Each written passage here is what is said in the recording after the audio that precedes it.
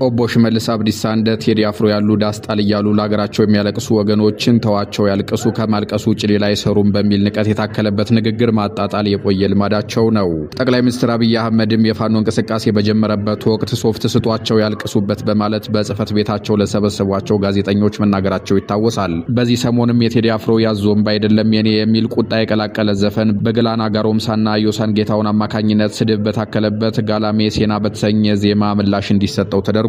ከዚህ የመልስ ምት በስተጀርባ የሽመልስ አብዲሳ ረጅም እጅ ሊኖርበት እንደሚችል ግምቶች እየተነሱ ነው። ድምፃውያኑ ገላና ጋሮምሳና ዮናታን ጌታውን ጋላሜ ሴና ወይም የታሪክ መዝገብ በሚል ርዕስ ባወጡት በዚህ ስራ በቴዲ አፍሮ ግጥሞች ላይ ያላቸውን ተቃውሞ አንጸባርቀዋል።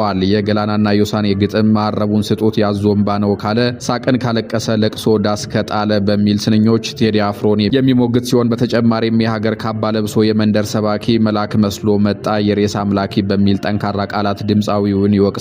ግጥሙ አክሎም ማንነቱን የረሳ ፈረስ ነኝ ይላል፣ ሀቅ ሲገለጥ ግን አህያ ሆኖ ይቀራል በማለት የቃላት ጦርነቱን ያከረረ ሲሆን የታሪክ መዝገብ ተከፍቶ አገር የገነባውና የገደለው እንዲለይ ጥሪ ያቀርባል። በሌላ በኩል ድምፃውያኑ ለቴዲ አፍሮ የሰጡት ምላሽ በኦሮሞ ሕዝብ ላይ እየደረሰ ካለው ትክክለኛ ስቃይ ጋር እንደማይገናኝ የሚገልጹ ትችቶችም እየቀረቡ ነው። ትችቶቹ እንደሚጠቁሙት የኦሮሞ ሕዝብ የተጎዳው በዳስጣይ ዜማ ሳይሆን ባለፉት ዓመታት በንጹሃን ላይ በደረሰው የጅምላ ጭፍጨፋና መከራ ነው። ድምፃውያኑ በ24 ሰዓት ውስጥ ለቴዲ አፍሮ ምላሽ ለመስጠት ቢጣደፉም እንደ በቴ ኦርጌሳ የከረዩ አባገዳዎችና የደንቢዶሎ አማኑኤል ላሉ ንጹሃን ግድያና ስቃይ ግን ጆሮ ዳባ ማለታቸው ተገልጿል። የዳስጣል መልእክት ግልጽ እንደሆነና የተሰደበ ህዝብ ባይኖርም የመንግስት ደጋፊዎች ግን ስርዓቱን ለመከላከል ሲሉ ነገሩን ወደ ብሔር በመውሰድ ግጭት እየቀሰቀሱ እንደሆነ ተመልክቷል። ባለፉት 8 ዓመታት እንደ ሃጫሉ ሁንዴሳ ግድያና የቄሮዎች መረሸን ባሉ ክስተቶች ምክንያት በኦሮሞ ህዝብ ልብ ውስጥ ትክክለኛ የሐዘን ዳስ መጣሉን የጠቀሱ አስተያየት ሰጪዎች እውነተኛ የህዝብ ልጅ ነኝ የሚል ድምፃዊ የመንግስት መነካት ሳይሆን የህዝብ ህመም ሊሰማው እንደሚገባ ያሳስባሉ።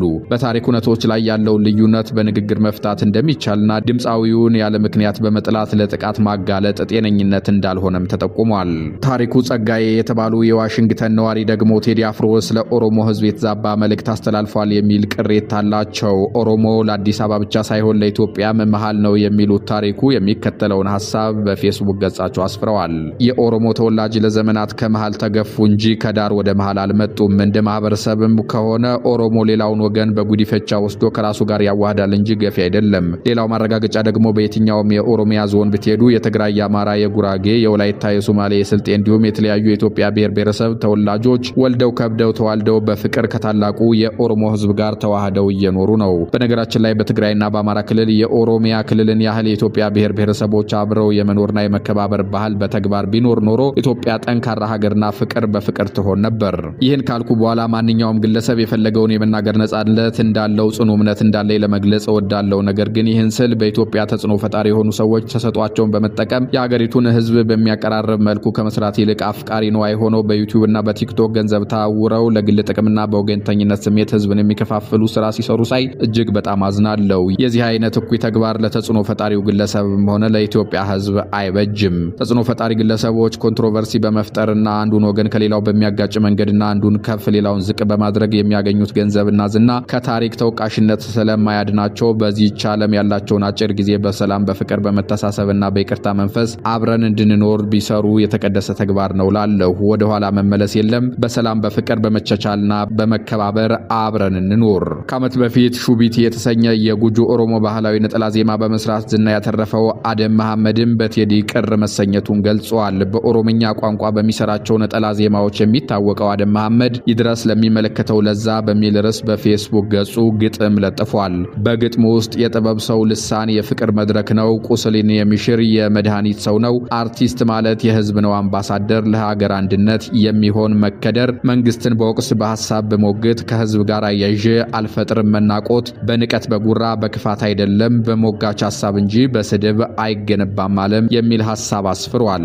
አደም መሐመድ አክሎም በሳት ላይ ጭድ እየጨመረ ብሔርን የሚያጋጭ ከቶ አይባልም የጥበብ ሰው አማጭ በማለት ቴዲ አፍሮ ጦረኛ መሆኑን ይናገራል። ታዋቂው የሥነ ጽሑፍ ሰው በእውቀቱ ስዩም ደግሞ የቴዲ አፍሮ አልበም ከወጣ ከአንድ ቀን በኋላ ዛሬ ባስነበበው አጭር ወግ ዘፈን ስሜትን ለመተንፈስ ልዩ ሳምባ መሆኑን ገልጿል። የቴዲ አፍሮን ስም በጠቀሰበትና ዘፈንን ባደነቀበት ጽሑፉ እንዲህ ይለናል።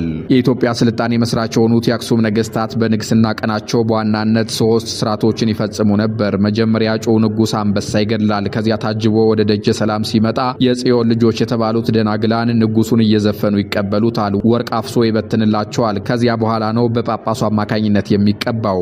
የአንበሳው ግድያ የንጉሱን ጀግንነትና ጠንካራነት ምልክት ነው። አገር የመጠበቅ አቅም አለው ብሎ ህዝቡ እንዲተማመንበት ያደርጋል። የዘፋኞች አቀባበልና የወርቅ ስጦታ ደግሞ ንጉሱ ለኪነ ጥበብ ያለው ስሱነት አርቲስቲክ ሴንሲቢሊቲ ማሳያ ነው። የአገር ዳር ድንበር ሲደፈር ከወታደር ጋር አዝማሪም ይዘምታል። አዝማሪ ሳያስከትል የዘመተ ንጉስ ኖሮን አያውቅም። የጀግኖች ወኔ አዋላጅ ነው አዝማሪ።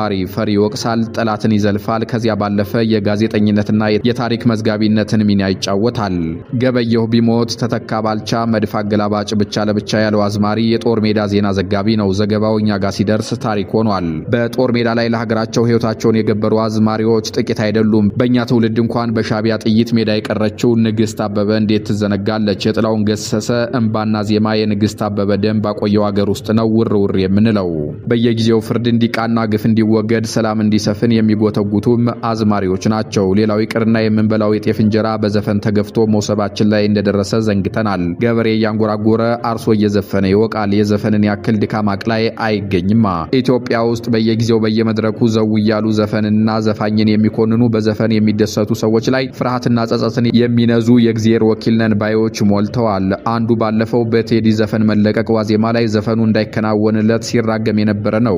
በእርግማኑ ማግስት በብዙ ሚሊዮን የሚቆጠር ተመልካች ዘፈኑ ላይ ተመሰጠበት። ይህ ክስተት እግዚአብሔር ከሟርተኛ ይልቅ ዘፋኝን እንደሚረዳ ትልቅ ማሳያ ይመስለኛል። ይህ ሰውዬ በቀደም አርባ ምንጭ ድረስ ሄዶ ከሞት አዙ አጠገብ ፎቶ በመነሳት ዘንዶውን ወጋውት እያለ ሲፎክር ነበር።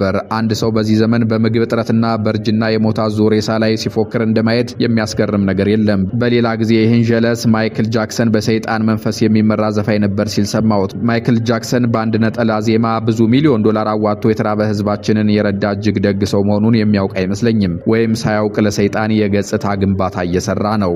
ሌላኛው ከቴዲ አፍሮ ጎን የቆመው ባለተሰጥኦ ሰው ጌትሽ ማሞ ነው። ጌትሽ በአገር አሜሪካ ሆኖ የቲዎሪካል በምን አስመልክቶ ለመሳይ መኮንን በሰጠው ቃለ መጠይቅ ቴዲ ራሱን ለህዝብ አሳልፎ የሰጠ ሲል ገልጾታል። ድምጻው ጌትሽ ማሞ ስለ ቴዲ አፍሮ አዲሱ ኢትዮሪካል በመና ስለ ሀገራችን ወቅታዊ ሁኔታ በሰጠው ሐሳብ ቴዲ አፍሮን የታመቀውን የህዝብ ብሶት የተነፈሰና ለኢትዮጵያ ህዝብ ሲል ራሱን አሳልፎ የሰጠ እውነተኛ ጀግና ሲል ገልጾታል። በተለይም ዳስጣል የተሰኘው ዘፈን በአዲስ አበባ ከተማና በመላው ሀገሪቱ እየደረሰ ያለውን መከራ፣ የታሪክ መጥፋትና የህዝብ እንግልት ቁልጭ አድርጎ የሚያሳይ እንደሆነ አስረድቷል።